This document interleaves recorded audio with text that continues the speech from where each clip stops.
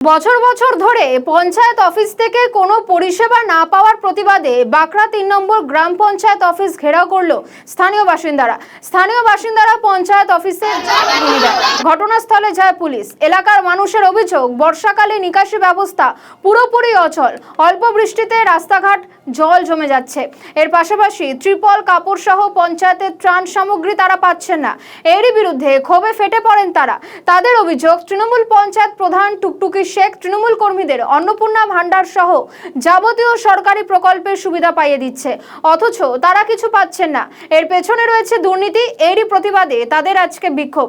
সে ছবি আপনারা দেখতে পাচ্ছেন। বছর বছর ধরে পঞ্চায়েত অফিস থেকে কোনো রকম কোনো সুবিধা পাচ্ছেন না, পাশাপাশি কোনো পরিষেবা পাচ্ছেন না। আর রীতিমতন আজকে তারা বিক্ষোভ দেখান একসঙ্গে হয়ে, এবং পরিস্থিতি যখন উত্তপ্ত হয়ে ওঠে সেই সময় ঘটনাস্থলে যায় পুলিশ গিয়ে পরিস্থিতি নিয়ন্ত্রণে আনার চেষ্টা করেন। পাশাপাশি সেখানকার স্থানীয় বাসিন্দাদের অভিযোগ, অন্নপূর্ণা যোজনার টাকাও তারা পাচ্ছেন না এবং তৃণমূল কর্মী সবটা নিয়ে নিচ্ছেন, এমনটাই দাবি করছেন সেখানকার স্থানীয় বাসিন্দারা।